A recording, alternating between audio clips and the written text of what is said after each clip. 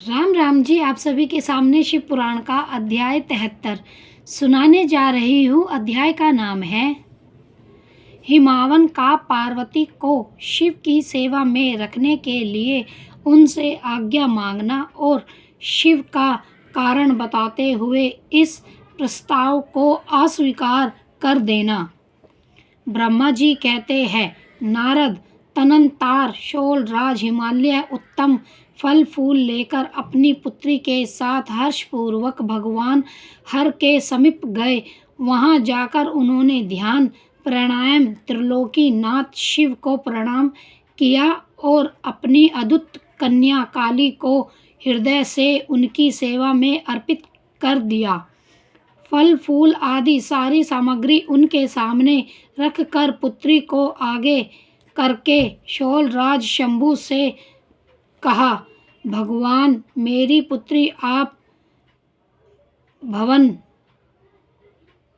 भगवान चंद्रशेखर की सेवा करने के लिए उत्सुक है, अतः आपके आराधन की इच्छा से मैं इसको साथ ले आया। यह अपनी दो सखियों के साथ सदा आप शंकर की ही सेवा में रहे। नाथ, यदि आपका मुझ पर अनुग्रह है तो इस कन्या को सेवा के लिए आज्ञा दीजिए। तब भगवान शंकर ने उस परम मनोहर काम रूपिणी कन्या को देखकर आंखें मूंद ली और अपने त्रिलोकन तीर्थ अविनाशी परमात्मामय उत्तम रूप का ध्यान आरंभ किया। उस समय सर्वेश्वर एवं सर्वव्यापी जटाजूटधारी वेदहंत्र वेगा चंद्रकाल विभूषण शंभु उत्तम आसन पर बैठकर नेत्र बंद किए तप ध्यान में ही लग गए। यह देखकर हिमाचल ने मस्तक झुकाकर पूर्ण उनके चरणों में प्रणाम किया। यद्यपि उनके हृदय में दीनता न थी तो भी वह उस समय इस साहस में पड़ गए कि ना जाने भगवान मेरी प्रार्थना स्वीकार करेंगे या नहीं।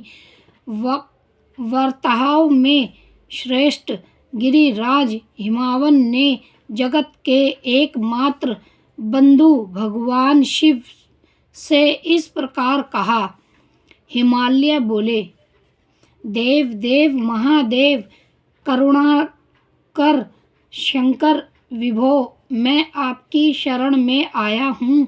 आंखें खोलकर मेरी ओर देखिए। शिव सर्व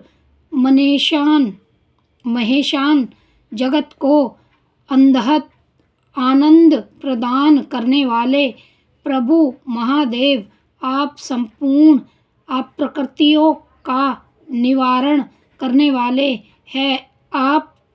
मैं आपको प्रणाम करता हूँ। स्वीकार सर्वमीन प्रभु, मैं अपनी इस पुत्री के साथ प्रतिदिन आपका दर्शन करने के लिए आऊँगा, इसके लिए आदेश दीजिए। उनकी यह बात सुनकर देव महेश्वर ने आंखें खोलकर ध्यान छोड़ दिया और कुछ सोच विचार कर कहा।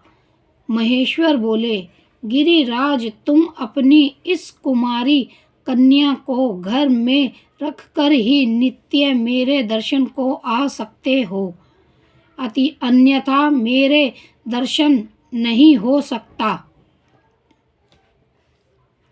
महेश्वरी की ऐसी बात सुनकर शिवा के पिता हिमावन मस्तक झुकाकर उन भगवान शिव से बोले, प्रभु, यह तो बताइए किस कारण से मैं इस कन्या के साथ आपके दर्शन के लिए यहाँ आ सकता क्या यह आपकी सेवा के योग्य नहीं है, फिर इसे नहीं लाने का क्या कारण है? यह मेरी समझ में नहीं आता। यह सुनकर भगवान वृक्षमध्यज शंभु हंसने लगे और विशेष दुष्ट योगिनियों लोकचार का दर्शन करते हुए वह हिमालय से बोले, शोल राज, यह कुमारी सुंदर कटित प्रदेश से शोभित तन्यवर्षी वंगी चंद्रमुखी और शुभ लक्षणों से संपन्न है, इसीलिए इसे मेरे समीप तुम्हें नहीं लाना चाहिए। इसके लिए मैं तुम्हें बारंबार रोकता हूँ। वेद के पतंग विद्वानों ने नारी को माया रूपिणी कहा है। विशेषतः यौवती स्त्री तो तपस्वी जनों के तप में विघ्न डालने वाली ही होती है। गिरि श्रेष्ठ, मैं तपस्वी योगी और सदा माया से निर्लिप्त रहने वाला हूँ। मुझे यौवती स्त्री से क्या प्रयोजन है? तपस्वियों के श्रेष्ठ अक्षय है हिमालय, इसीलिए फिर तुम्हें ऐसी बात नहीं कहनी चाहिए, क्योंकि तुम व्रतोक्त धर्म में प्रवीण या ज्ञानियों में श्रेष्ठ और विद्वान हो। आचलन राज, स्त्री के संग से मन में शीघ्र ही विषय वासना उत्पन्न हो जाती है, उससे विग्रह नष्ट होता है और विग्रह न होने से पुरुष उत्तम तपस्या से भ्रष्ट हो जाता है। इसीलिए शोल तपस्वी को स्त्रियों का संग नहीं करना चाहिए, क्योंकि स्त्री महाविषय वासनी की जड़ एवं ज्ञान विग्रह का विनाश करने वाली होती है। ब्रह्मा जी कहते हैं, नारद, इस तरह की बहुत सी बातें कहकर महायोगिनी शौर्यमणि भगवान महेश्वर चुप हो गए। देवेश्य शंभु का यह निर्भय, निस्संदेह और निकुटर वचन सुनकर काली के पिता हिमावन चकित, कुछ व्याकुल और चुप हो गए।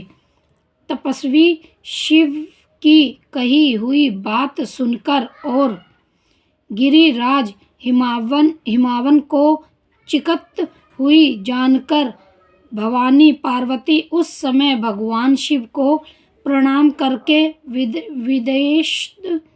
विषाद वचन बोली।